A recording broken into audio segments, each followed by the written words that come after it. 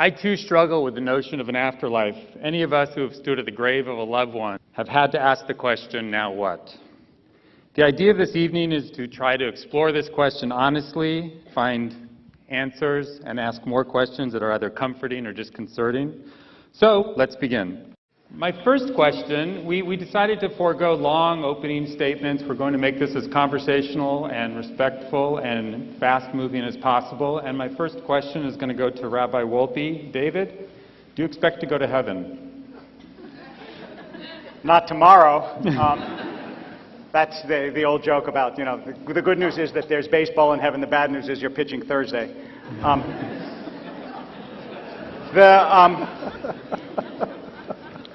So what I would say is that part of the problem of the idea of an afterlife is that we tend to make it far more literal than it needs to be, and as a result it starts to seem ridiculous. I mean, before you entered this world, could you have imagined mountains and tuna fish and teeth and ideas and music? Of course not. It is literally unimaginable. But we make of the idea of another world something that we can imagine and understand, and so we reduce it to nonsense. It's Mark Twain, in Letters from Earth, he said that people assume when they go to heaven they're going to lie on green fields and listen to harp music. He says you wouldn't want to do it for 5 minutes while you're alive, but you think you'll be happy for the rest of eternity doing it after you die.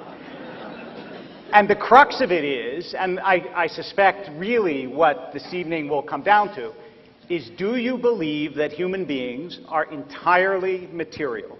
Are you only made of stuff? Or is there something non-physical? Is there something ethereal and eternal about you, about us, some mystery at the heart of this stuff? And if there is, then there's a possibility, yeah, that we'll all, I don't want to say go somewhere, because that assumes that it's spatial. And again, that's the way people think, and the way we think is not necessarily the way the world is. Our minds are much too limited to grasp it. But I'll just close by saying that I always assumed that human beings were more than stuff. And for me, at least, this came home on an emotional level when a little less than 2 years ago, my father died. And as many of you know, it is a Jewish custom when someone's buried to throw dirt on the grave. And I thought this was going to be extraordinarily difficult, to take a shovelful of dirt and throw it on the coffin of somebody that I loved very dearly. But I actually didn't find it nearly as difficult as I anticipated, and the reason is that I knew that whatever was in that coffin, he wasn't there. But I also knew that that wasn't the same thing as he wasn't. It just meant he wasn't there, but he was, and he is. I just don't know how. Sam, in The End of Faith, you chide scientists who believe that consciousness ends with death. So, picking up a little bit on what David said, you wrote, the place of consciousness in the natural world is very much open to question. The truth is we simply do not know what happens after death. To my mind, this very much leaves the door open for a belief in the afterlife. Yeah, although it doesn't make the traditional beliefs in the afterlife any more plausible. It's not the point I was making there, but it does, that point of not knowing what happens after death is what worries me about this conversation. I've been very worried about this, that all of you have given up a perfectly serviceable Tuesday evening only to hear the four of us tell you every which way that we have no idea what happens after death.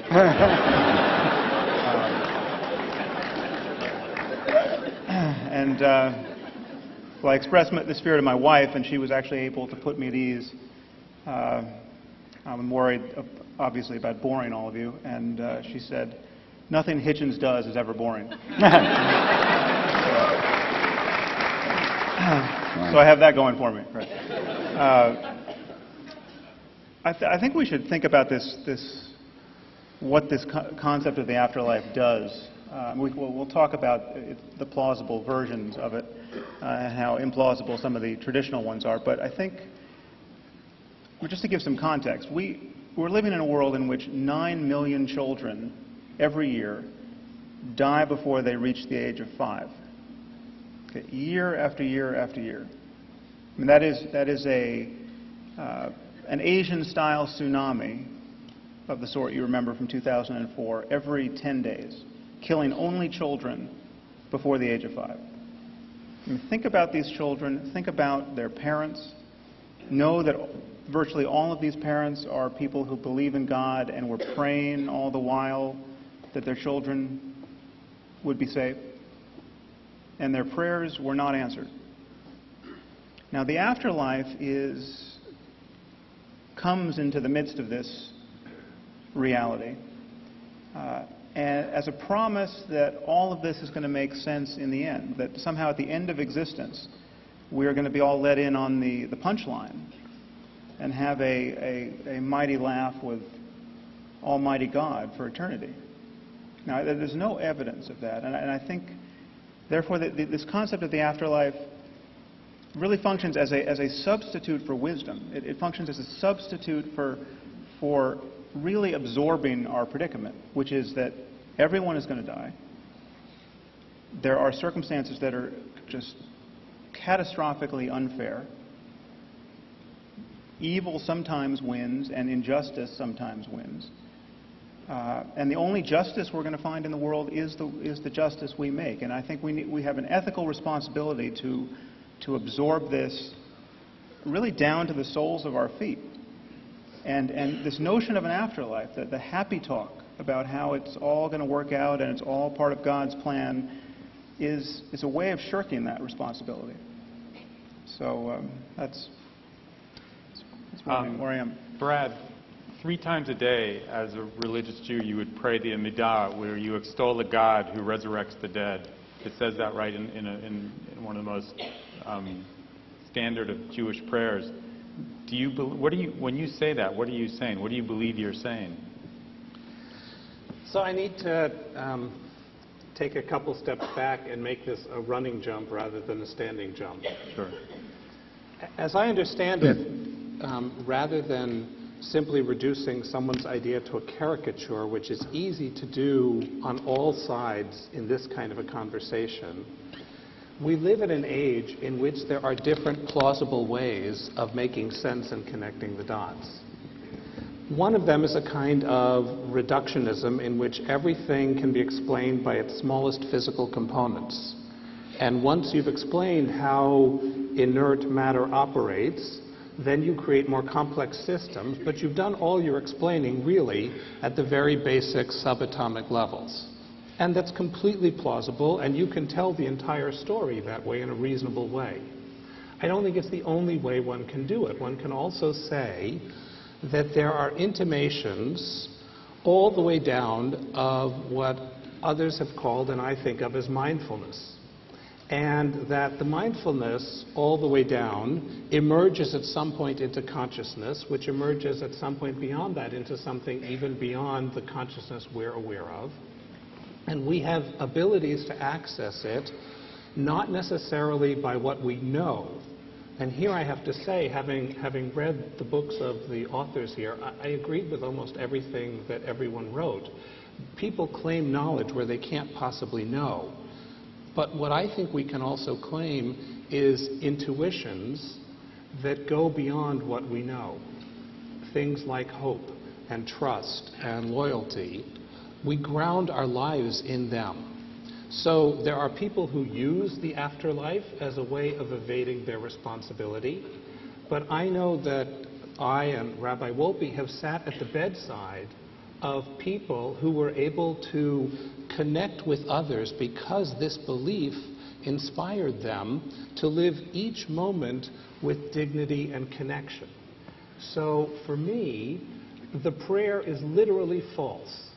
Having lived one life with flat feet and fat thighs, I fervently hope that God does not physically resurrect the dead.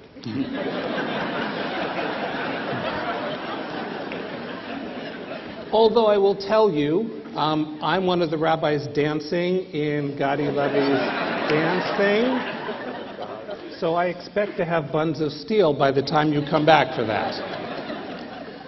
But I think it's a metaphor for saying that there is a oneness of which we are an expression, and that does not cease with our death, and that in some very important way, although not one that is reducible to knowledge, I don't claim to know, but I trust that we continue beyond the grave.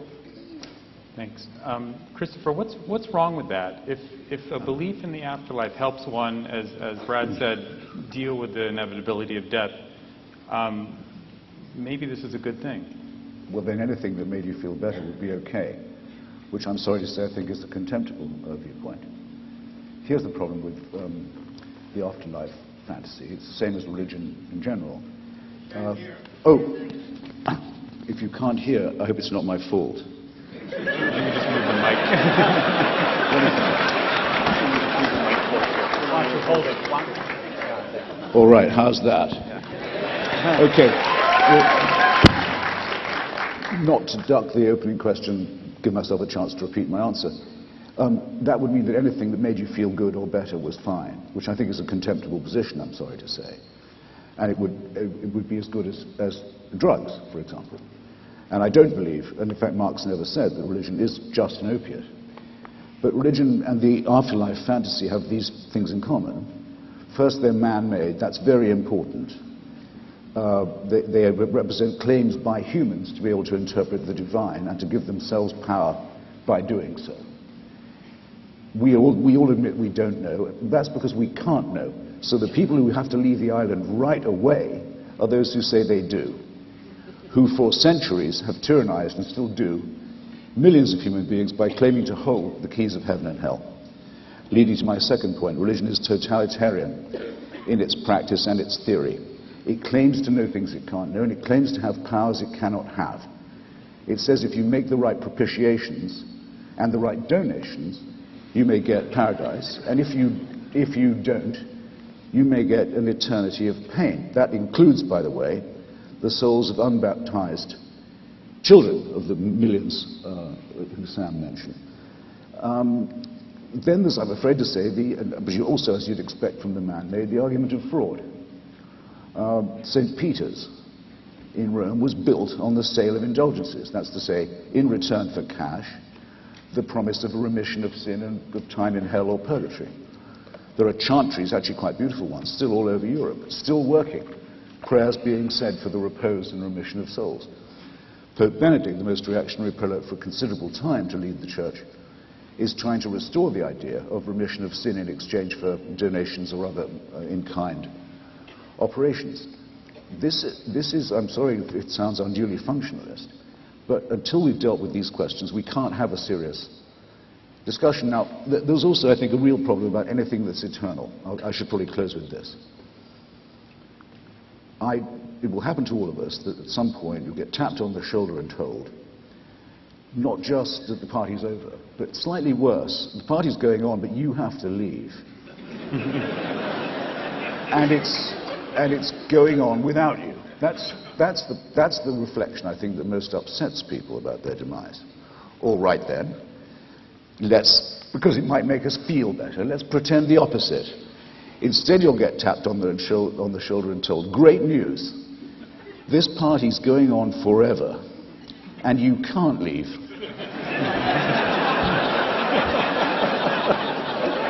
You've got to stay. The boss says so, and he also insists that you have a good time. I've read about David's father, and I had a bad time when my own father passed on, but the father proposed by monotheism is the father who doesn't die, who reassures his children, don't worry, I'll never leave you. You'll never see the end of me. You'll never get the chance to feel sorry. I'm always there. I'm the absolute ultimate in dictatorship, and in my courts there's no appeal. Do you really think that this would cheer up anyone of sentience or humanity or capable of feeling of irony? I submit it's out of the question.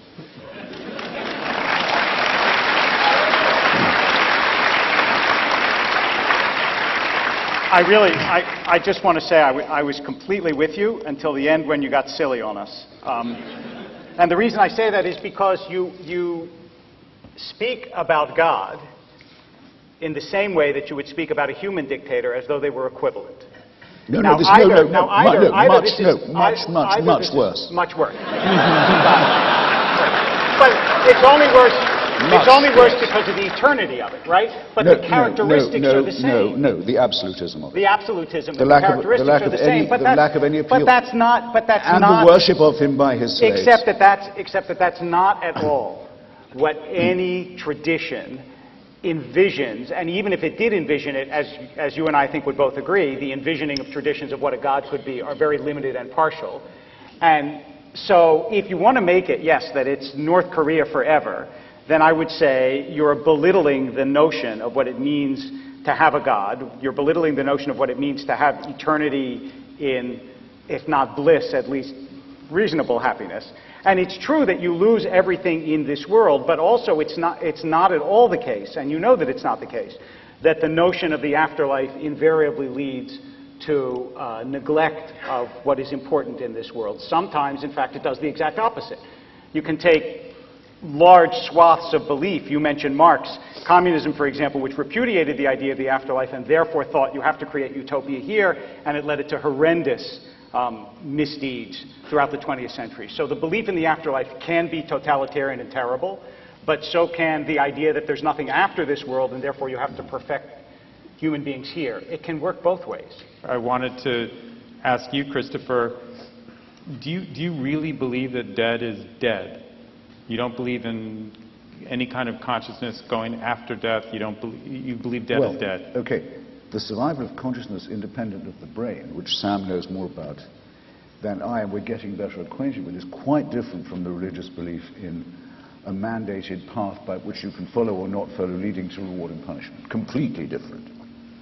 It's different in the same way as, say, spiritualism was, which wasn't really a religion, but was a very strong, fraudulent movement that not coincidentally flourished after the First World War in the hope of putting people in touch with dead relatives and so forth. Not one single interesting thing ever got said from the other side. Fascinating, you know. Burblings from the beyond, but millions of people pitifully paid attention to it. I guess my answer has to depend on David's point about stuff. We actually know a great deal more than we ever did, than any of our predecessors did, about what stuff we're made of. We know that our DNA gives us enormous amounts in common with other animals, huge amounts. We know that stars had to die. Larry Krauss makes this point very well in his lectures on physics. Stars had to die. One every second blew up, and is still blowing up since the Big Bang. We're made, if you want to call it pretty, from stardust or nuclear waste, depending on your on your analysis. But there's absolutely no reason to think that those molecules would be worth reassembling. That they will rejoin, as do the animals. And as have done the species we didn't know about till recently, the other human tribes, the Cro-Magnons, the Neanderthals, the ones that aren't even mentioned in any holy book, they only died out about 20,000 years ago. Who has heaven and hell for them? It's as likely for us as it is, I think, for any other dog, whale, or bacteria. Well, and no more than that. Sam, what does it mean when you write that you think that consciousness may indeed survive? Well, there are many odd ways in which consciousness could survive, and you can make a philosophically respectable argument that consciousness could survive the death of the brain. It's by no means the majority opinion in neuroscience or philosophy that it would. For instance, there's a philosopher at Oxford, Nick Bostrom. This is one of the weirder arguments, but still more plausible than the arguments you get from religion. Nick, there's actually very little you have to assume to make this seem somewhat robust.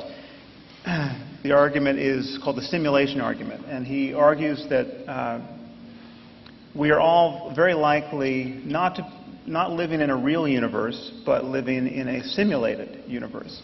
And we are being simulated on the hard drives of computers of the future.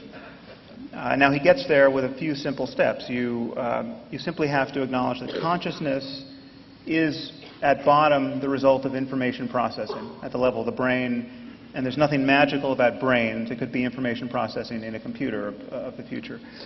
Most scientists think that's true. They don't think there's anything magical about the wet stuff in our heads. And that consciousness is at some point going to be instantiated in computers. Then you simply have to grant that humans of the future will run simulations of the past in the way that we run simulations, Sims games, and then there's just one short move, that simulated universes, almost by definition, will outnumber real universes. And therefore, we are a lot more likely to be among the simulated ancestors than the real ancestors. Now, again, everyone acknowledges it seems a little crazy, but the assumptions that you have to take on board are not so weak. And I would add to this the somewhat disconcerting idea that if, in fact, we are running as a simulation on a computer of the future, this computer could have been built by Mormons or Scientologists who would want to simulate the truth of their religion.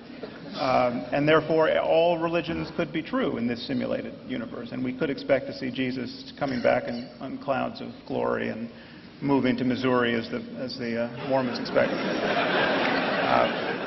So now all of that sounds completely crazy, but it is not as crazy as the version of the afterlife that is really on offer traditionally, which has been actually neatly sidestepped here because it entails the resurrection of the dead. Most people think that the afterlife religion is offering, Christianity, Judaism, and Islam, has something to do with the soul floating off the brain into a tunnel of light and into paradise. But that's actually not the canonical afterlife. The canonical afterlife is God has to do the humble work of reassembling us.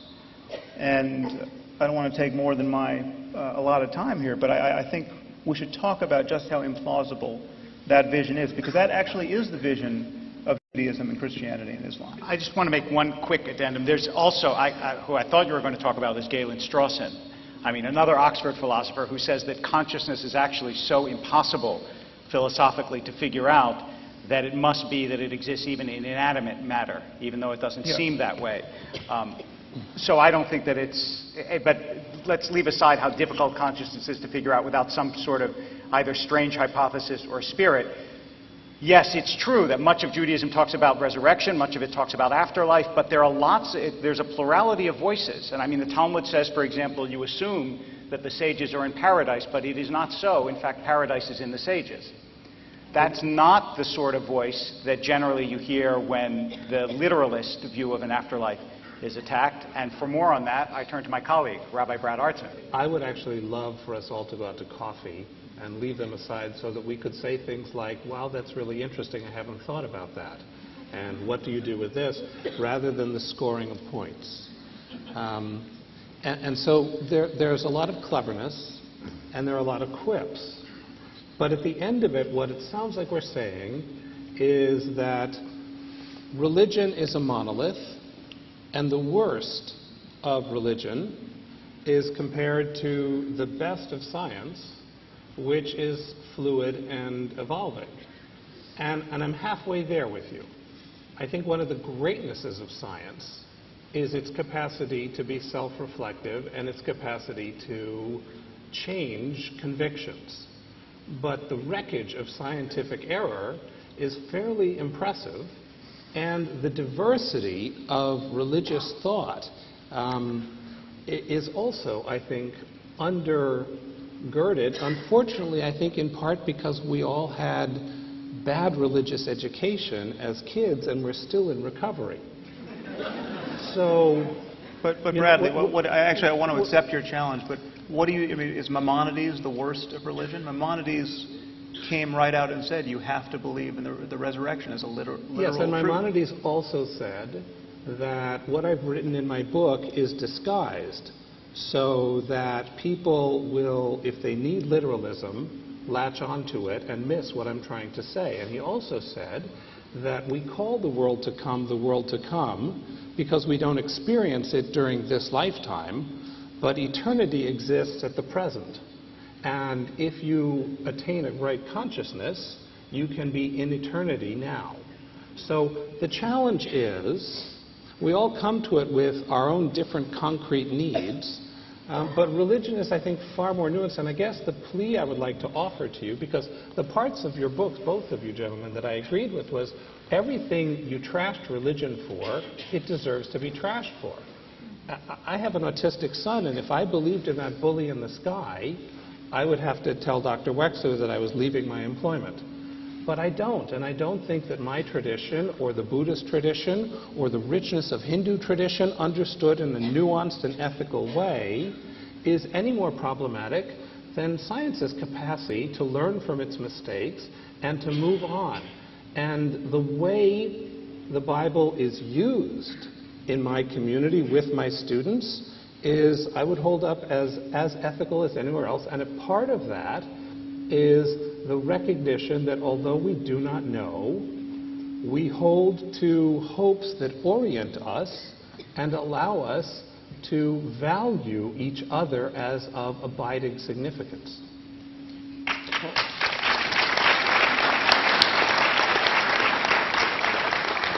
Which can be done by anyone who repudiates the supernatural. Look, I don't mind attacking religion at its best if you'd rather I do that. I mean, behind the idea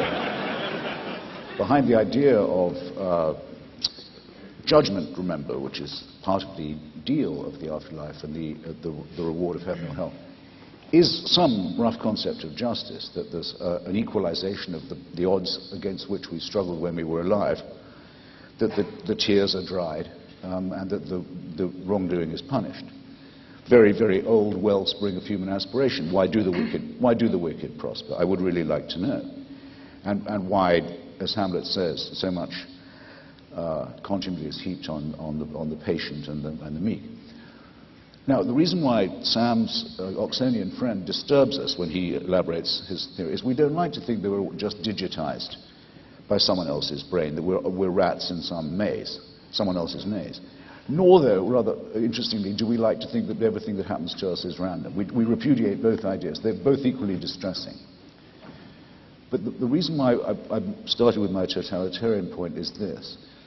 Take the case that I still can't get out of my mind. You remember reading about it, the woman in Austria who was kept in a cellar by her father for 30 years and raped every day and bore him children who he raped also. Picture how she must have prayed, how she must have wearied heaven with her prayers, and how accidental was her release that we even know about. You're told those tears will be dried, that will be compensated.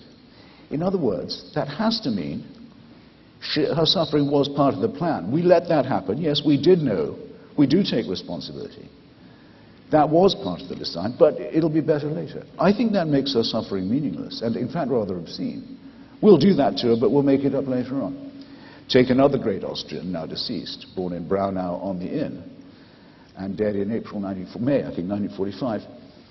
Yes, that was all part of the plan too, but believe me, we'll see to it that he's punished for it. Now, if you don't mind my saying so, Rabbi, that kind of thinking seems to me to materialize both the worst in the concept, the horrible idea of the human being as an experimental object, in a design that's opaque to us, where we're played with, and to maximize the horror of randomness. To pick one Austrian, make him very nearly the ruler of the whole of Europe, another Austrian, and keep her as a prisoner of her rapist father for 3 decades. And that's all part of the plan too. So it's maximizing chaos, and it's maximizing tyranny and deliberate cruelty. And that's why I think reason has to repudiate this whole means of thinking.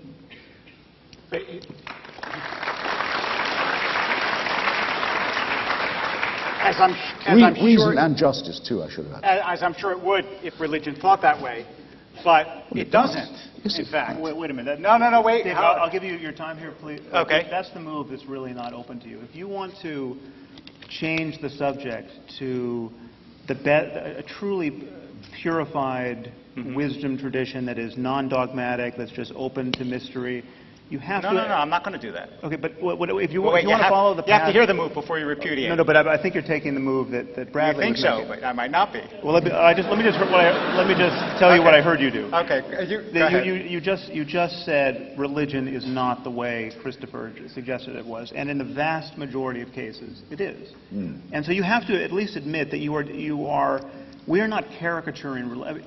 50% of Americans think they're going to see their pets in heaven. Okay. I mean, we're dealing. It wouldn't happen if you don't. Right. We're having this conversation in the context of Now? how religion is practiced. Soon? Yes. Okay. Please.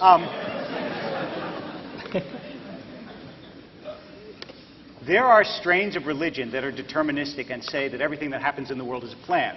There are. I mean, Calvinism, for example, does that. In Judaism, that's actually very rare. There are a couple of notable thinkers who say that, but almost no notable Jewish thinker believes that what happens here is preordained by God. And in fact, free will and the free will to do horrendous things is built into the system and is the prerequisite of the chance of human beings to both sin and also to do wonderful things. So when you say that God made this man do this, that's all part of the plan, and she's going to be rewarded in the afterlife for the horror that God inflicted on her here, I can, with all good conscience, say, look, I'm not going to speak for the pet envisioning Christians that you speak for. But I will speak certainly for my own tradition and say that that's not actually what Judaism believes. It's not what almost any major Jewish thinker says, and I wouldn't believe it if it did say that. So okay, that's a great cafeteria to be shopping at. Take your pick. What do you mean, take your pick? I just said that almost no major Jewish thinker says that, and if they did, I wouldn't agree with them. Both of you, confronted with Sam's perfectly clear attribution of the words of the Rambam, you said, well, it's as likely that paradise is in the sages as the sages are in paradise. I didn't say it, the Talmud did. Yes, all right, the Talmud said. And your colleague says, Maimonides writes in order to be misunderstood, and it's deliberately, which is, by the way, I quite agree with the Straussian reading of him that says that that is so. But this is a guide to the perplexed. What you're saying is he wants to intensify perplexity. Welcome to Judaism. Yes. He also, look, when you say, for example, you have this smorgasbord of options let me give you a little sample of how Rambam thinks. When it says, for example, in Isaiah that the lion will lay down with the lamb, right? And you know Woody Allen's line that the lion will lay down with the lamb, but one of them won't get much sleep. So, no, the lamb, actually. So Rambam says this is not to be understood literally. It means big nations and small nations will dwell together in amity, and you should not think that the order of nature will be overturned. Now, I didn't invent that. It's right there. I can show it. It's the end of Malachim. It's the end of the code of law. And he has a sophisticated understanding of religion. If you say to me, are there people with an unsophisticated understanding of religion? I have no doubt that there are. I even know a few. But you're not sitting with them on a stage. And I don't think it's actually, I don't understand my task to be to defend understandings of religion that I don't adhere to. So I'm happy to argue with you what I understand about religion, but obviously, if I thought mainstream Christianity was the way to understand religion, I'd be a mainstream Christian. Right. And I'm not. Well, I want to make 2 points in response. I just want to kind of show you all how the sausage of faith gets made. Or at least argued for. I see 2 problems with what you just did, and perhaps you're aware of them. One is that Maimonides actually said that this could not be understood allegorically or in any other way, but literally he came back 25 years later after he had been misunderstood in the Guide to the Perplexed and wrote, I think in his commentary to the Mishnah, that the resurrection is a literal truth, has to be believed in. There may be some caveats there in his theology, but he was talking about bodies being reanimated. The other issue is you made this sort of artful move to the free will loophole. You said people have free will. If a man wants to lock his daughter in a dungeon and have sex with her, God has allowed that because he's given us this rather diabolical freedom.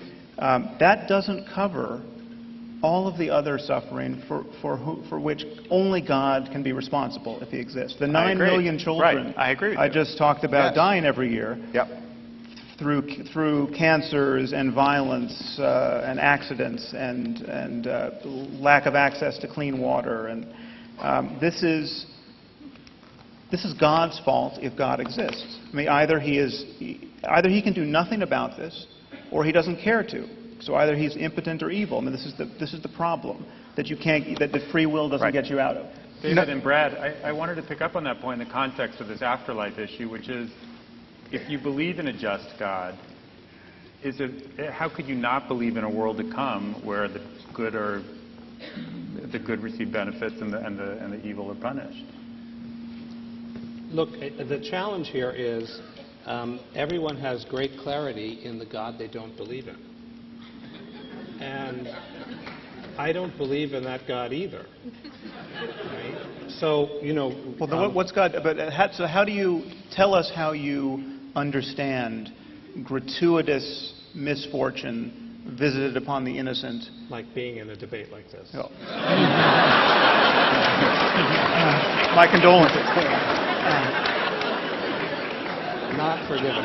So, look. This is a talk I give to first-year rabbinical students and congregations all over the country.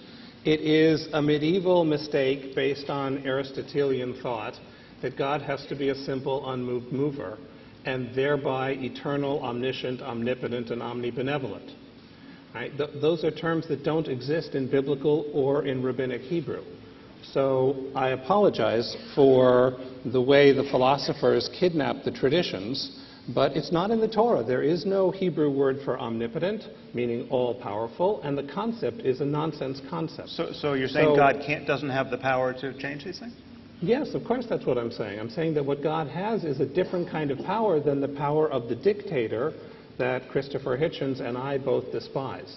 And that what I look to God to be is a persuasive power, more comparable to a teacher or a lover or a parent who teaches and inspires you to be the best by seeing your potential and by giving you the vision and the power to rise to it. But I don't believe in a God who breaks the rules or who can intervene or who can do magic.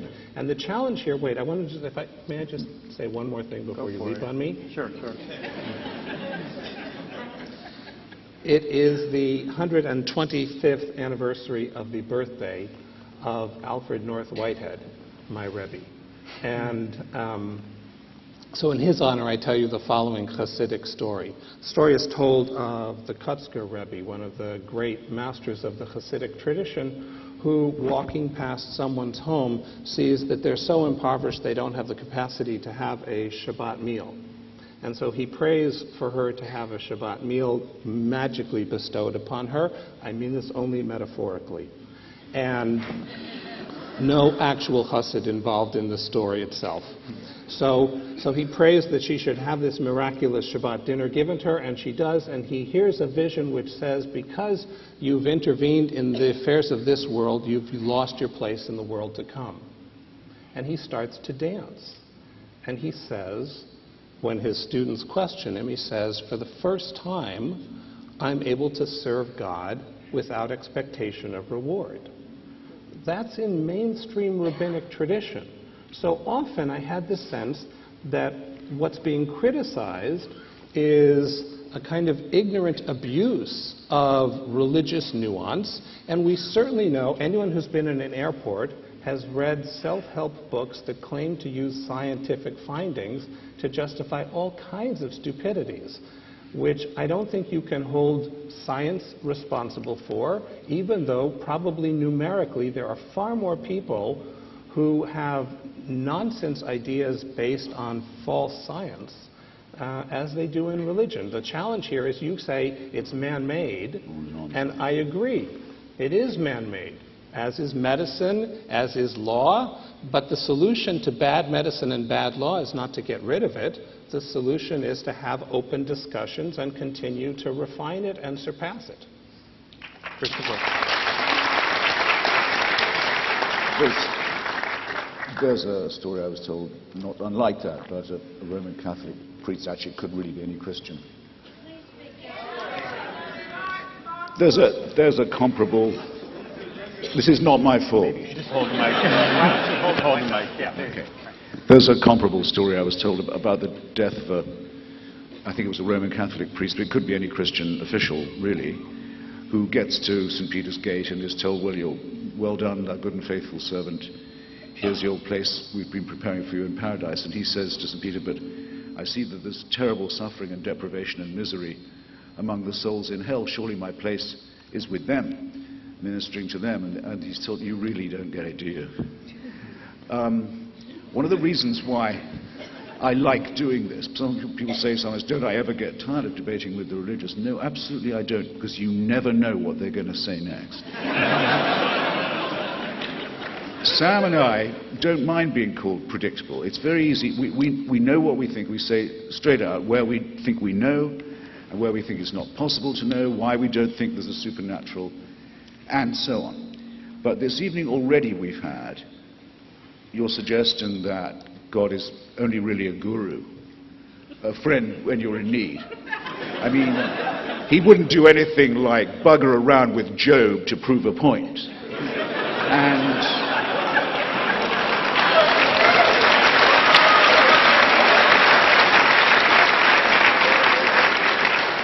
which, if I now tell you, well, that must mean that that book is not the Word of God, you'd say, well, whoever believed that ever was the Word of God? Let me just tell you something.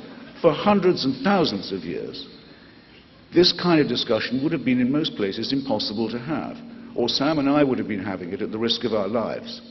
Religion now comes to us in this smiley face, ingratiating way, because it's had to give so much ground, and because we know so much more. But you've no right to forget the way it behaved when it was strong, and when it really did believe that it had God on its side.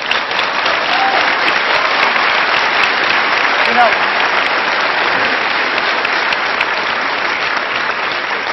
I just want to say, so much of this is the frisson of the rebel, and I just want to read you these two sentences. It's nonsense to pretend, for instance, that at this date there's something daring and original in proclaiming yourself an anarchist, an atheist. The daring thing, or at any rate the unfashionable thing, is to believe in God. That was 2002, Christopher Hitchens, in a review of Evil and War and George Orwell.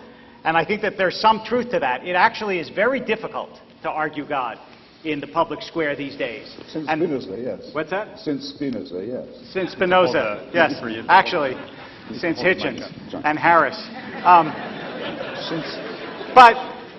But despite the fact that there's no question, there is no question, as has been not only pointed out but easily admitted, that religious thinkers in the 21st century don't actually, if they have good sense, pronounce identical nostrums to religious thinkers in the 2nd century, even though they may use much of the material to explain what they believe. The dilemmas and the essential answers are the same. And the dilemma that we're facing is the extraordinarily difficult realization that when you die, you lose everything. And that's always been true. And everyone has always faced that. And that's, have time for a really short poem? Yeah. Hausman, A.E. Hausman, has this kid standing in the town square. He says, "Good people, do you love your lives, and have you ears for sense? Here is a knife like other knives that cost me 18 pence. I need but plunge it in my heart, and down will come the sky, and earth's foundations will depart, and all you folk will die."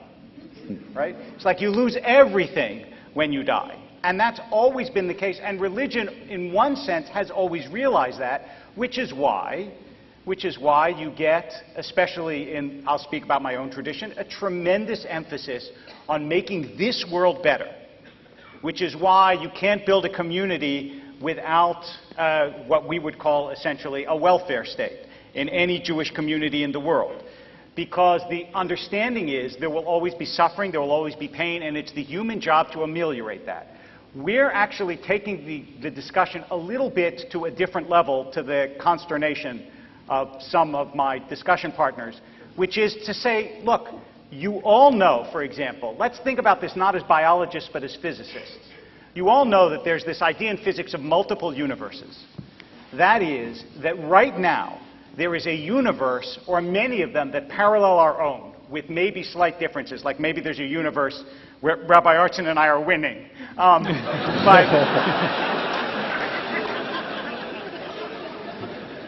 But other than that, there are these multiple universes. Now, in a world in which it is possible to assume that there are multiple universes that go on at the same time, is it not possible to believe that there are multiple lives for human beings that live in this universe. That's actually, despite the fact that I know you have many problems with religious history and religious doctrine, that's the question we were asked tonight. Is it possible that there's an afterlife? And both from a scientific point of view and from a religious point of view, our affirmation is that it is possible. It's not certain. We don't know what the afterlife is, but it is possible. And if you come out of this discussion opening your mind to the possibility that this world is not all, then we will have won. David, I want to push you on that, because this was actually my first question to you. What do you see that afterlife as? My answer. Jewish tradition talks about reincarnation. But, it talks no, about it does. Gilgul, But the Jewish tradition also is deliberately agnostic about the nature of it. So it offers you images. It offers you Gan Eden, the Garden of Eden, about which there's almost no description in the Bible. It says Yeshiva Shamala, that is, you get to study Talmud with God. As one of my Talmud teachers once said, for some people it's heaven, for some people it's hell. But the point is that you know, it's like what Chekhov said. Chekhov said that you only get multiple treatments for a disease when there's no cure for the disease, right? If there's a cure, you got one treatment. You only get multiple images of the afterlife if you don't know what the afterlife is. And at least in the Jewish tradition, no one was so foolish as to be dogmatic and say, this is what the afterlife looks like. I'll rest with what Nabokov has John Shade say in Pale Fire. He says, life is such a surprise, why should death be any less of one?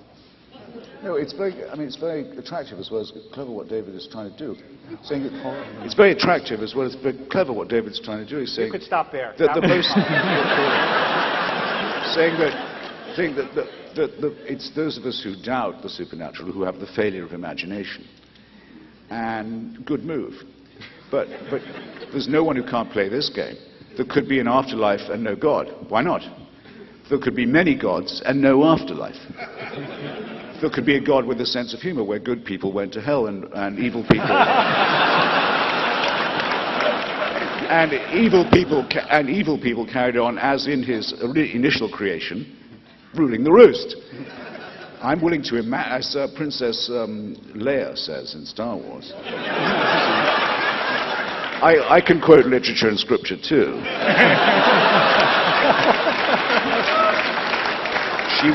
She wants to borrow Harrison's starship, and he's reluctant, and her envoy says, she's prepared to offer you more money than you can imagine.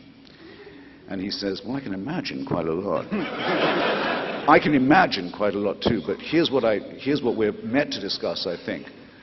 Those who have claimed to know in advance the rules of reward and punishment, and the actual details of the afterlife, people who actually have and continue to rule the mental lives of millions of people, who have to explain away things like Sam's 9 million dead children by saying, well, what happens to their souls? St. Augustine has to come up with an answer. He says they go to limbo. At least if they're not baptized Catholic, that's where they go. So millions of people for hundreds of years thought that's where their children were. A terrible form of sadism and mental serfdom that the church is now considering dropping. But that limbo was really real to people when it was imagined for them by a sadistic North African pseudo-intellectual. So it's not a failure of imagination to say that this use of imagination is perverse. Neither Sam nor I have said it's impossible that there be a post-life existence. We've just said that it's not knowable, not that it's not known.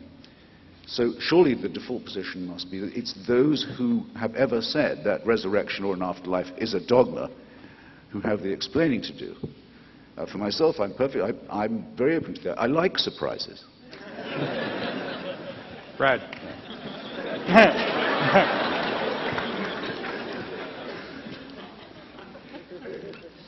I find myself once again agreeing with everything that Christopher Hitchens said, except you thought I was clever too? Except for 1%. Except for 1%. And for me, the main reason for an afterlife is frankly not to bring justice about in this world, but I won't have time in this lifetime to read as much as David Wolpe.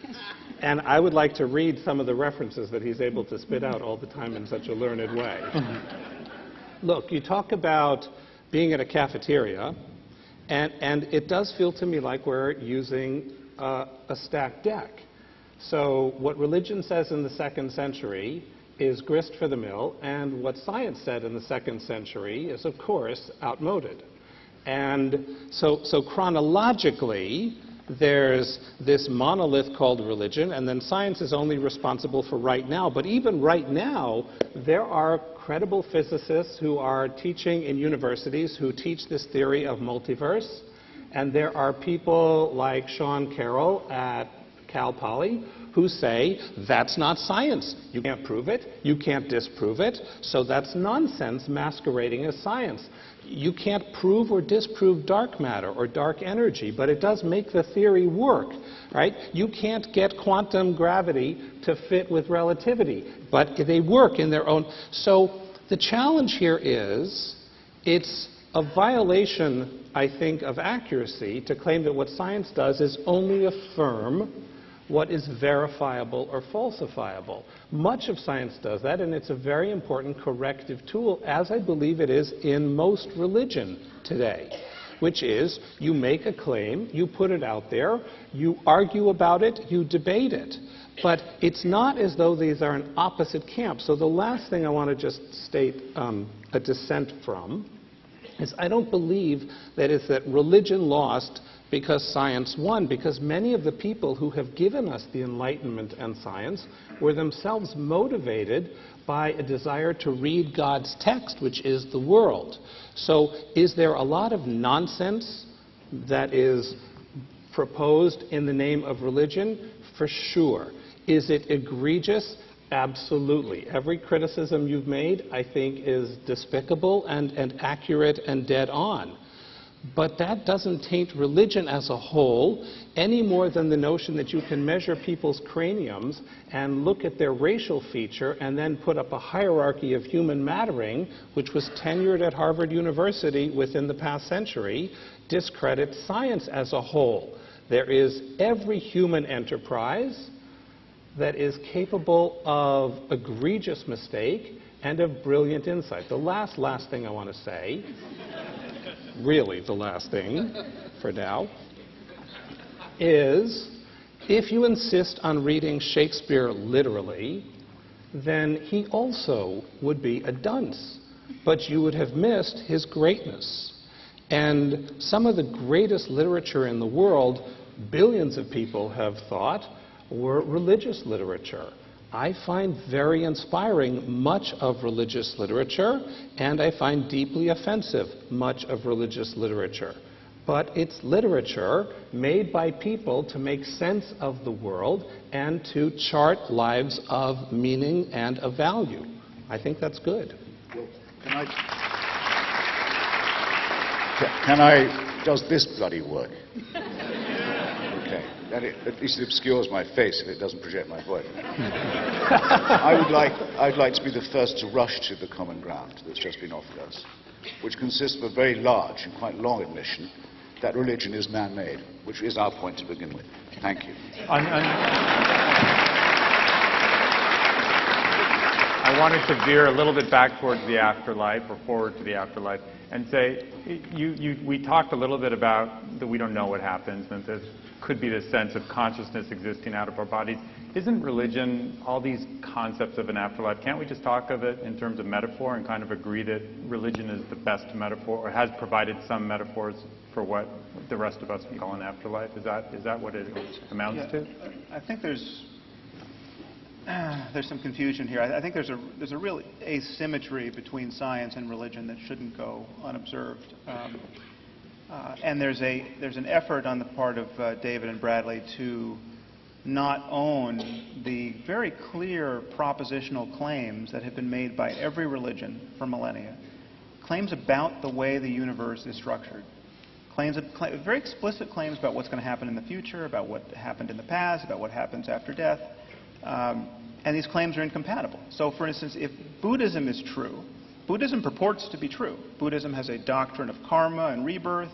You can be reborn as an animal. You can be reborn in various realms. If Buddhism is true, Judaism, Christianity, and Islam are absolutely false in their core claims. I mean, these are not pictures that can be squared logically. And every religion is in the business of making these claims about the afterlife and about all manner of other things. And the crucial difference between religion and science is that every religion is beholden to its literature and doesn't think, for the most part, apart from the fringe of kind of liberal intelligentsia, for the most part, people don't think it's man-made. They don't think that these are just books. If everyone read the Bible like Shakespeare, Hitch and I would be doing something entirely unrecognizable right now. I mean, there would be no problem. And so the problem we're articulating is everyone has this idea that they have knowledge about the afterlife, the end of days, the virgin birth of certain people, etc. And these are claims to truth, and they are profoundly anti-scientific because you can't edit the books. You can't edit the Quran. You can't edit the Bible. You can't acknowledge freely within the context of the faith that there are just mountains of life-destroying nonsense in these books, and that's a problem.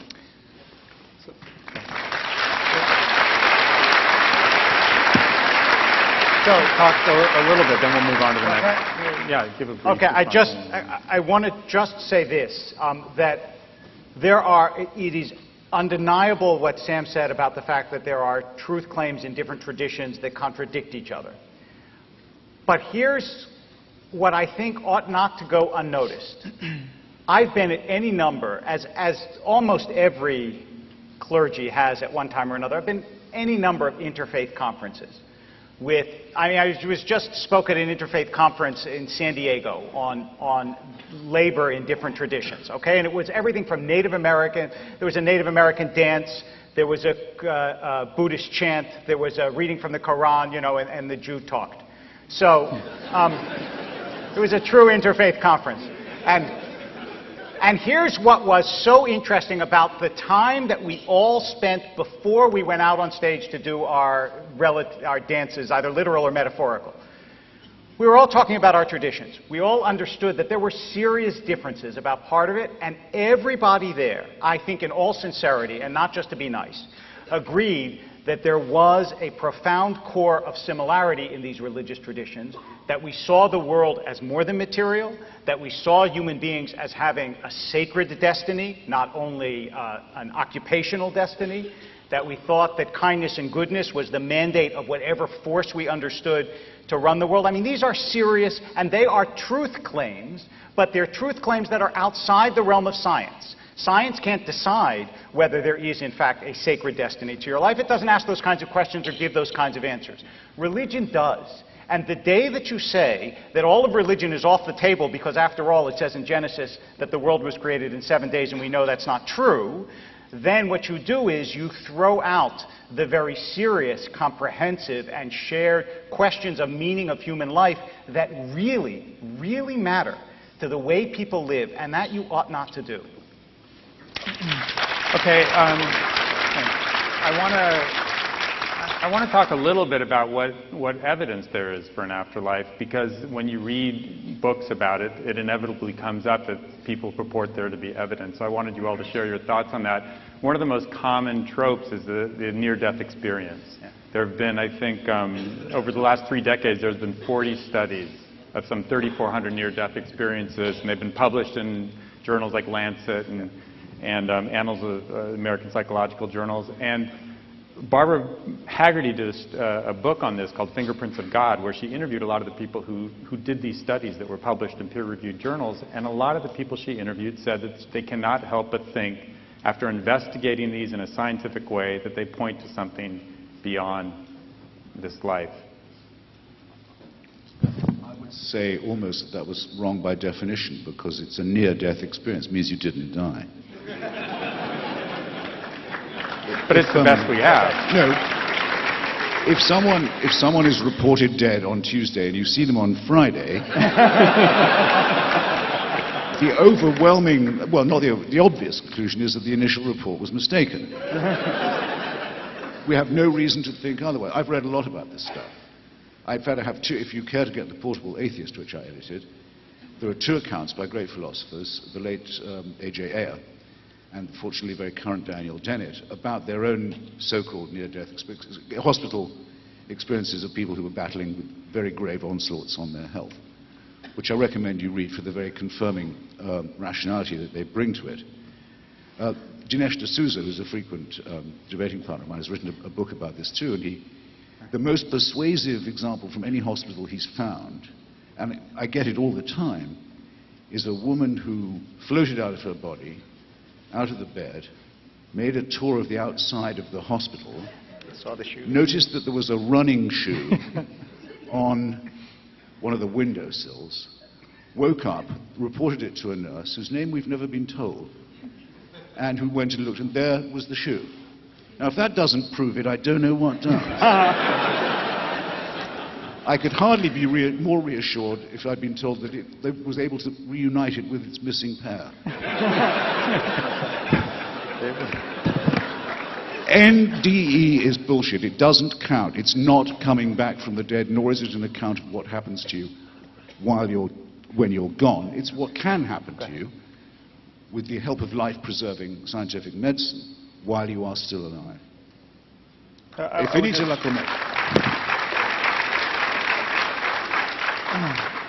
would just add one thing. This kind of question is still scientifically tractable.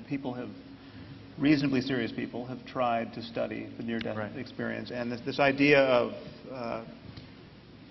consciousness somehow rising, dissociating from the body and rising to a point above the operating theater and looking down on the body, the phenomenology there is common enough that people seem to think that this is testable. And so some people have put random number generators on the top of cabinets in the operating theater, just on the odd chance that someone comes back saying, I saw this weird digital readout above your cabinets, and it was 35721. That would be very interesting. Now, no one to my knowledge has done that, but this is something we could set up this experiment in advance.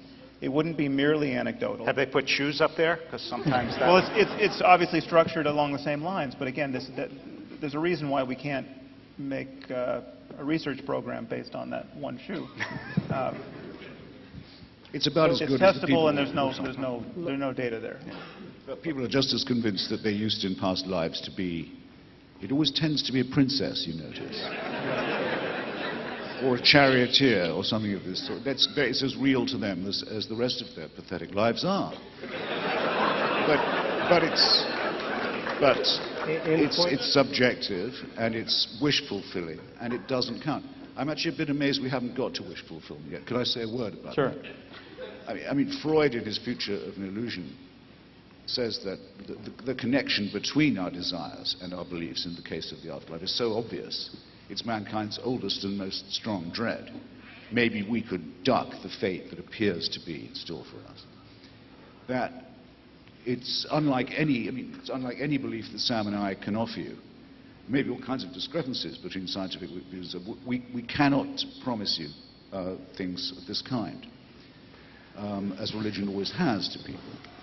It doesn't make us morally superior, but it does mean, and we're not particularly happy with what we propose, which is overwhelmingly likely that annihilation and extinction await us. It's just that the overwhelming weight of evidence seems that way.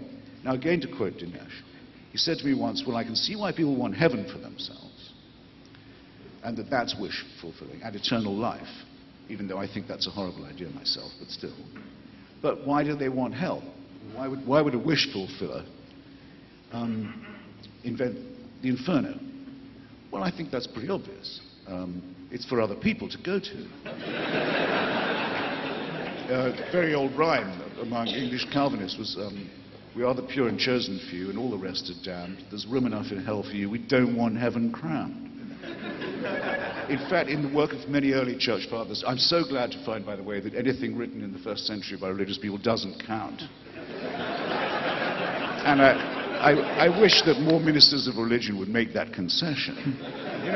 But Tertullian and many other Christian fathers thought that one of the pleasures of heaven, because it's always been rather hard to describe them, you ever noticed that?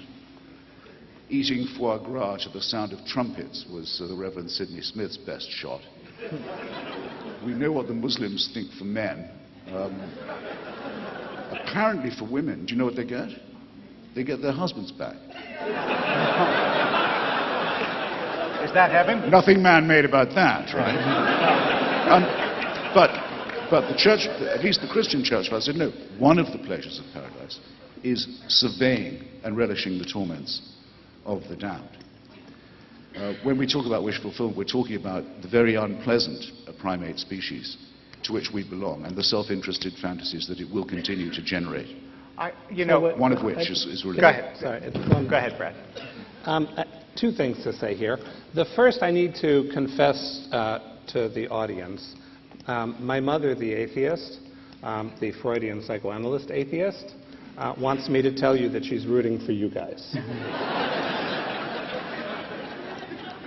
and the two can play at that kind of clever and cute trick. You know, so you've confessed that the idea of an afterlife is a hideous idea. Well, of course, there's a wish fulfillment involved in hoping that we're not accountable and that at the end it's all over. So one can pathologize the other viewpoint, but it's unworthy of you. It seems to me that the test in Jewish tradition is not another person's theology, but their behavior. And that unethical behavior is to be condemned, even if it comes from a good atheist, just as it is to be condemned by someone who claims to cloak it in religious rhetoric. So here's the last religious thing I want to say. At the very core of traditional Judaism is the notion of bechira, of choice, which means no miracle is so unambiguous that it can't be explained away as secular, and no miracle is so overwhelming that you have to accept it. So you have a perfect example of that. We have this data that suggests that the mind has a far greater range than we have previously admitted that it has. My autistic son is capable of hearing through walls. He'll listen in school to 2 classrooms down, and accurately, we've report what that teacher was saying when his teacher was too boring to listen to. Don't we all wish our brains could do that?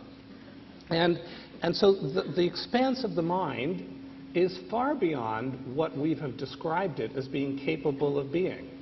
So one can look at this data and say, this looks to me like intimations that we do in some key and important way have consciousness that is mediated through our minds but is not limited to our brains. And then it's equally plausible to say, until you're dead, you have no business talking about it. It does feel to me that the irrelevant aspect of this, and the Freudian in me looks at the animus here and says that's what needs to be accounted for, is that for many of us, hope in an afterlife grounds us and gives us direction. And the notion that my grandmother and I are not eternally separate is a source of great and abiding comfort to me. Do you believe you'll see her? If by see you want me to walk into something literal Well, you just again, said you're not eternally separate. I don't know what you mean. I'm using a metaphor because I think we are packets of energy. Look, I get that from physics as well. We are packets of energy, and I don't think those packets of energy are necessarily limited to our body. And the last thing I have to say, just to clear my reputation here, at no point did I say that first century literature was irrelevant. What I said is it's not meant to be taken literally. I want to piggyback on what Brad said. That's not what it said. We've gone around this several times. Almost every time that Christopher and I have debated, which is now several times, I've made this same point, but obviously to no effect. So either the point is not good or the point is not good. But I want to make it anyway. Listen, when someone explains their own beliefs by reason and explains your belief by psychology, you actually don't have to listen to them. Because this is what happens to religious people all the time. I'm an atheist because I'm strong and rational and thoughtful. You're about wish fulfillment. And therefore, religious people are by definition weaker, less sophisticated. We understand, you shouldn't be religious, but I understand you need it. There are people who believe in the afterlife who are weak and fearful, and people who believe in the afterlife who are courageous and strong. There are atheists who are weak and fearful. There are atheists who are courageous and strong. It is an unworthy argument to say that someone believes in something because of wish fulfillment as opposed to someone believes in something because it makes sense or it doesn't make sense. That's not the way you ought to argue about religion or anything else. David, Bradley just said that his belief in an afterlife is predicated on the effect this belief has in his life. It gives him hope. He finds it immensely consoling. Is that why you believe in the afterlife? I'm just curious. No, but it is one of the benefits of it. Okay, Right. so It has a consequence, but that doesn't mean that that's why. Look, I find it enormously consoling and wonderful to think that my daughter loves me. But I don't believe it because I find it enormously consoling. I believe it because she does. okay. She's a You teenager. do, right? Okay, just a little empirical verification there. I mean, there's a false assumption about science operating here. Science is not in principle committed to the idea that there's no afterlife or that the mind is identical to the brain, Right. or that materialism is true. Science is completely open to whatever in fact is true. And if it's true that the consciousness is being run like software on the brain and can, by virtue of ectoplasm or something else we don't understand, can be dissociated from the brain at death, that would be part of our growing scientific understanding of the world if we could discover it. Now, and there are ways we could in fact discover that if it were true. The problem is there are very good reasons to think it's not true. And we know this from now 150 years of neurology, where you damage areas of the brain and faculties are lost. And they're clearly, it's not that everyone with brain damage has their soul perfectly intact. They just can't get the words out.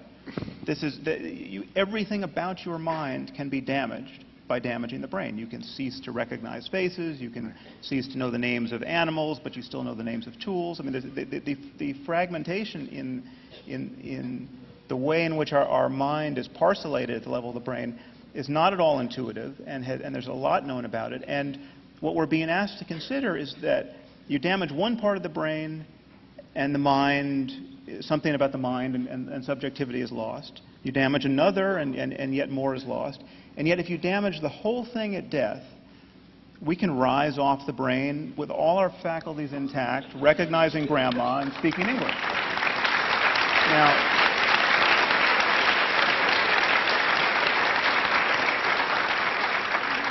David? and I think a much more important point is if everything you're saying about your religious orientation is true, because you're basically confessing a kind of scientific attitude toward the mysteries of subjectivity and what happens after death, then the usefulness of holding to these traditions and these first century books I'm completely at a loss. I mean, it seems like you're in the wrong line of work. You should be psychology. And I'm sorry to say, David, that your shorthand account of our disagreement is a little Self-serving? a little deceptive. I mean, if you say to me of yourself that the fact that I hold a belief that makes me feel better has nothing to do with why I hold the belief, I might just believe it from you, I suppose. But Freud isn't as crude as you make him sound.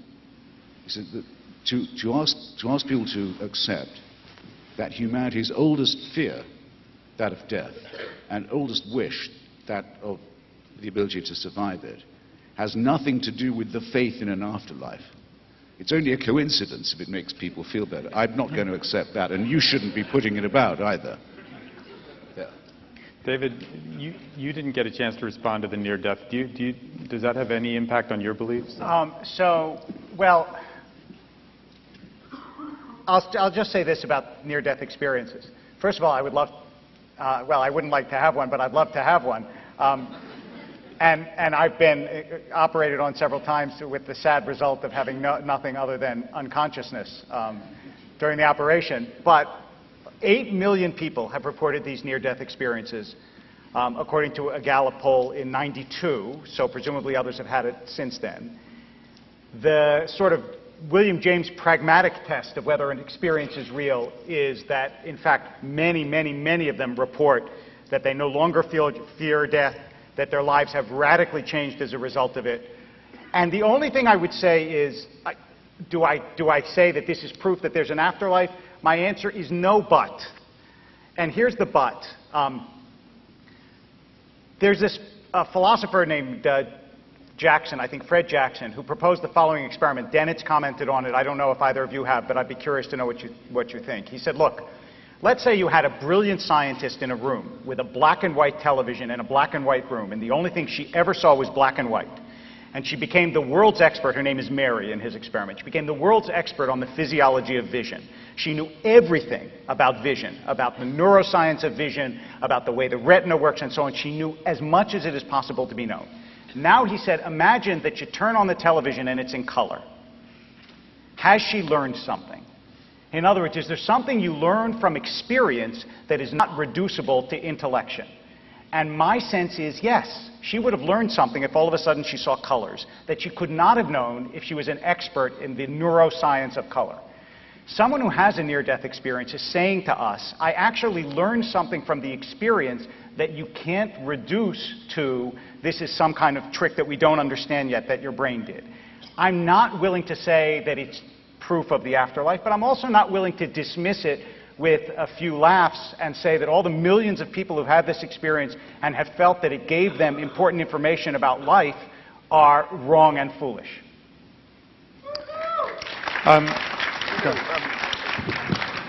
How does the 8 billion stack up against the people who've been inseminated by UFOs or their pilots? Well,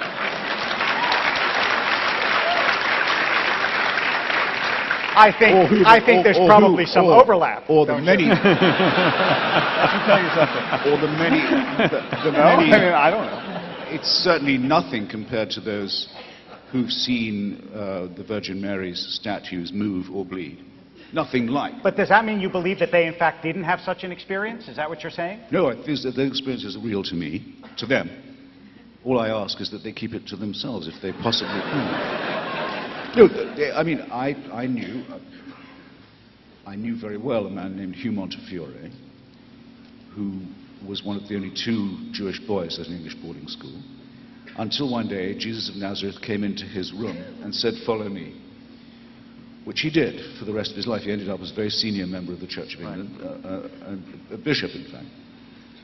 In fact, the Bishop of Birmingham, which, by the way, is the first line of a limerick. And acted throughout as if that was as real to him as anything could be, and wrote some very interesting books indeed. And terribly upset the only other Jewish boy in that school who was left as the only other Jew. But yes, of course I have to grant that these things are real to him. I'm not sure I believe that the mass visions of weeping and bleeding statues are as real. I think there's a lot of collective hallucination. Right. Well, and if you ask people to draw what the Virgin looks like when they've only had a vision of her, it's always like the last icon that they saw. I'm not saying that we should fall down every time terracotta gets wet. I mean, that's not my statement here, and I don't believe in weeping statues. But you anthologized 2 of these experiences. It's just that people gave them different interpretations of them. So I have to think that you actually take these experiences seriously. There's nothing in The Portable Atheist about visions of the Virgin Mary crying, but you put Ayer and Dennett's experience in there. They didn't necessarily think that it proved something about the afterlife, but you must have credited the experiences enough to put it in your book. Well, sure, because anything that suggests that people are having... NDEs are pretty new, and so are a large number of medical and life-prolonging techniques. I think that's interesting enough in itself. That people can now live long enough or be well-tended enough to have experiences of consciousness that we haven't even begun to study yet. That of course deserves to be taken seriously. But the people who say, oh, all that does, it's not really new, all it proves is what we already knew from the first vision or from the first promise of the divine, are doing what religion always does, assimilating what they can of the discoveries that would otherwise make nonsense of it. It occurs to me as you're both talking that both of you have faced serious illness in your lives, and I'm wondering if that at all has shaped your view of the afterlife. David? I actually don't think so. No. It neither mitigated my terror, nor did it, I think, reinforce my faith. I think that although I changed as a person, I don't think that I changed, at least I hope I changed as a person. I don't think I changed belief or the sense that people were more than stuff. Christopher? I would say it fractionally increases my contempt for the false consolation element of religion and my dislike for the dictatorial and totalitarian part of it. But I presume what I say by the first is self-evident. But what I mean by the second is it's considered perfectly normal in this society to approach dying people who you don't know, but who are unbelievers, and say, now are you going to change your mind? It's, in fact, it's considered almost a polite question. And as you know, there's a long history of fraud about this. People claim that Darwin had a deathbed recantation. They'd made up lies about Thomas Paine. It goes on all the time. It's a very nasty little history. But there's also a horrible undertone of blackmail to it. People write and say, look, you've got about one chance left now. Aren't you going to take it? I'm writing to you as a friend.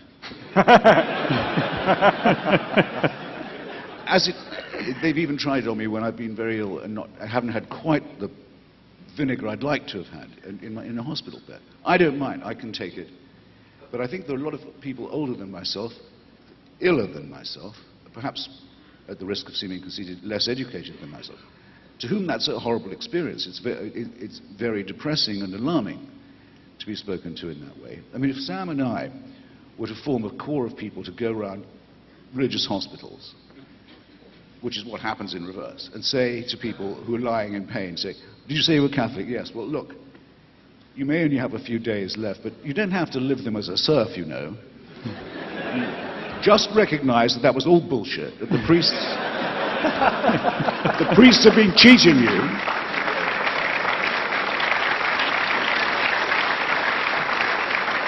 And I guarantee you'll feel better. I don't think that would be very ethical.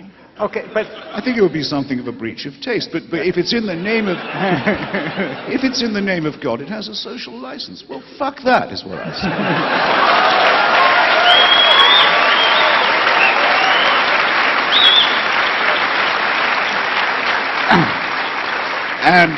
And will say, if it's my last breath. Thank you. Fred. When I was 12, I had what the doctor incorrectly labeled as a terminal inoperable cancer. And the first procedure by which they discovered that was as humiliating a medical procedure as a 12-and-a-half-year-old boy could possibly go through. And raised in a good atheist home, and I don't mean that with any irony, I mean a good atheist home, I had this vision with my eyes of Moses and the children of Israel going through the split sea. Being that I was a good atheist, that passed. It turns out that the terminal sentence was a bit of an exaggeration. So I recovered. The disease came back twice. I've survived it thus far, although I'm a rabbi, so there is some long-term consequence that's debilitating. I was a chaplain at Sloan Kettering, walked into someone's room, and she said, looking at this little 25-year-old kid, you know, what the hell can you possibly say to me? You've never had cancer. And I blurted out, I did too, which was the first time I ever consciously was aware that I had had cancer, even though I had gone to cancer wards and whatever. My point here is that mystical experience did not make me a believer. I didn't have a thing to put it on until I became a believer for other reasons, and then I remembered it and went, oh yeah, there was something there. So the challenge I would like to make is I think that in some important way, we really need to become allies. If you'd like to see me as a psychologist, and I need you to write a short note to my mother before the evening is out, because that will please her no end. You know, I also want to say that I think that that kind of militant literalism is equally offensive and problematic on both sides. I don't recognize myself, and I will say here in this audience that neither Rabbi Wolpe nor I are marginal to the religious experience of the Jewish community here. So that may be both good news and bad news for you. It means you actually have what I think of as secular religious people who are your allies in everything except for the finish line, and that may hurt book sales. Well, it's to some degree an artifact of Judaism. This is not a problem that Christopher and I run into with evangelicals and Muslims. I mean, it is conceivable to be a Jew and be and a serious Jew, someone who takes their Judaism very seriously, and be even less religious than you are, and to say you don't believe in God, and that is just a frank contradiction within Christianity and Islam at the moment, and it was a frank contradiction certainly at some point in Judaism, and certainly Maimonides seemed to think it was. I think we can concede, however, that that belief in the afterlife, or at least a profession of belief in the afterlife, gives you something to say in the most difficult moments in life to others who are losing someone or who have lost someone. It gives you something to say that an atheist doesn't have, which, if believed by the one who has just lost their child, for instance, is really consoling. I mean, there is nothing better in terms of consolation than to believe that the child you just lost is now someplace perfect and you will be reunited. Sam, what would you say? I mean, put yourself on the spot. If somebody in that moment asked you, I'm about to die, what's going to happen to me? What would you tell them? Well, I mean, I think actually this issue of the one who dies is less... Our fear of death, at least as far as I can tell from a sample of one, is not of our own death. And we all go to sleep every night and just disappear. We lose everything. I mean, deep sleep for almost everyone is synonymous with oblivion. I mean, you lose your sensory experience, you forget your life. If you never woke up, you wouldn't notice it. And this is... Many people have noticed this, perhaps most famously the Roman poet Lucretius. If death is synonymous with non-existence, there really is nothing to fear, and slipping into it may feel just as satisfying as slipping into sleep. I mean, there's just that's not what we're worried about. We're worried about the process of dying, perhaps, I mean, the process of being ill and in pain, and we're really worried about losing the people we love while we're alive, and having nothing to think that's consoling in the midst of that bereavement. I'm really glad to have the chance to disagree with you. Right. The problem is quite other. I mean, half my sex life has been lived when I was unconscious.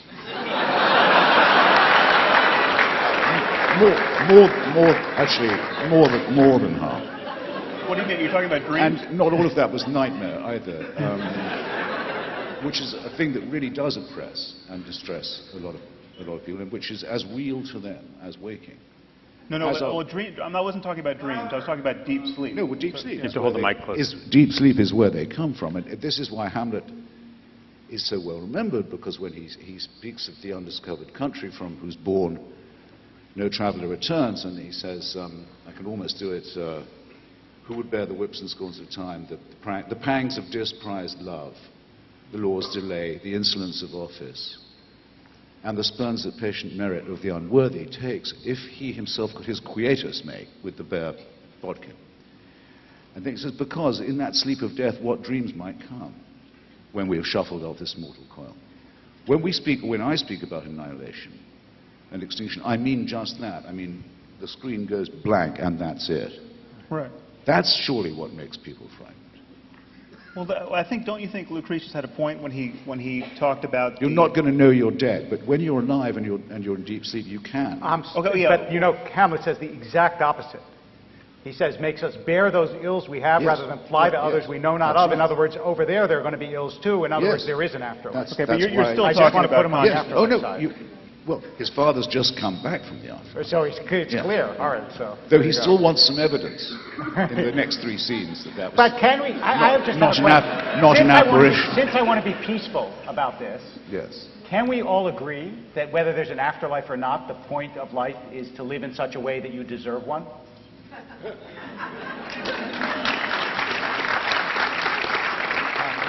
Well, that would be true if there was no God. I did my best. I did my best. Which I've already postulated. There could be no God and an afterlife, or an afterlife and no God. If there is a dictator who distributes reward and punishment, then you can never be sure if you're doing a right action or an action born out of fear, or the hope of reward. So no, it's an incitement in a way to immorality, certainly to servility, which is not a moral position to be occupied. No. I think we're talking slightly at cross purposes here. I'm talking about unconsciousness, just the absolute cessation of any kind of experience. If the prototypical atheist is right, and you just get a dial tone at death, that is what people claim to fear, but as Lucretius pointed out, that is analogous to the time before your birth. You'll no more suffer the eternity after your death than you'll suffer the time before your birth. And there was a time where we're sitting was populated entirely by, I think, Chumash Indians. None of us were here. Okay, now what was that like? Not for the Chumash, for us. I was it didn't bother me. I was a princess.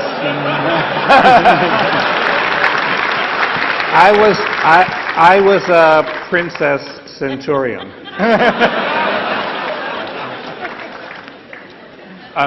Go ahead, Christopher.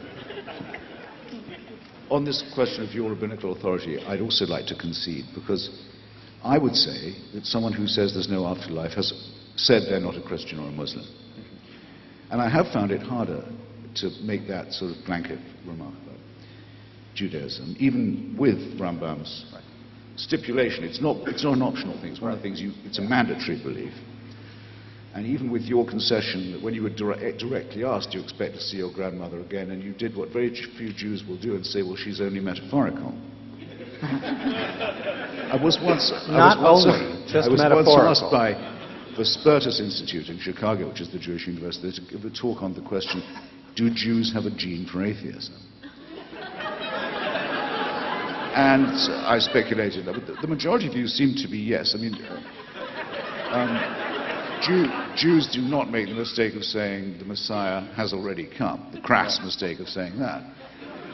Rambam himself says he will come, but he may tarry. No other religion does this. What's the name for a heretic in Hebrew? Epicurean. They teach people all the pitfalls of Greek philosophy and Hellenism, inviting them to discover the joys of sane. And ever since Spinoza, it seems to me that the Jewish people who probably ought to be doing this, because it was their fault to invent monotheism in the first place, have become the first to transcend it. It can't be coincidence, can it? Just like people say it can't be coincidence so many Jews win the Nobel Prize. I'm serious. Spinoza, Marx, Freud, Einstein, it goes on. And it does seem to be latent in the Jewish demand to ask questions. Yes, except so and I'm very happy. It's much more of a pleasure to debate. Maurice Samuel, who was a Jewish writer and thinker, said that the reason that the Jews continue to exist is that they refused to quit this world until they figured out what it was about. Yes. And Leo Strauss says, very seriously, he said the purpose of the Jews is to show there's no such thing as redemption. The challenge here is, again... The pathetic Christian illusions are not worth entertaining. You're invoking, I think, a name that for me suggests something very different. Spinoza called himself God intoxicated. And it is true that the God with whom he was intoxicated was very different than the literal God of the Bible, although he read the Bible as a political tract that had great relevance for his own time. He used it as a call for freedoms that his own community couldn't see or couldn't understand, and he had a notion of an afterlife. Again, very different than the kind of literalist read that I've heard of, but there is a tradition that goes back to the Talmud as well of rejecting that kind of literalism. Look, the whole rabbinic way of doing midrash, of reading biblical stories against the grain and filling in silences or creating extra, it wouldn't make sense if fundamentalism was the Jewish norm. And I also want to here stand up for the Buddhist traditions, which also talk about an afterlife, but in ways that some Western monotheists would find profoundly disconcerting. But there's a much broader notion, and I think it gets back to what Rabbi Wolpe said, that the notion that there is a meaning which we are capable of discovering, and that it's larger than, although embedded in our cultures, and that we have the capacity to live our lives in harmony with that. Look, for me, that comes in part out of evolution. Our brains have been 14 billion years in the development. Why would we not also trust the intuitions that we live in a universe that's moving towards greater complexity and greater relationship and greater connection? Thanks. It's basically Facebook is what we're talking about here. So.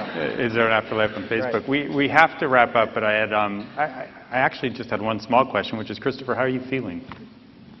Oh, well, thank you. Thank you for asking. Well, I'm dying, but so are you.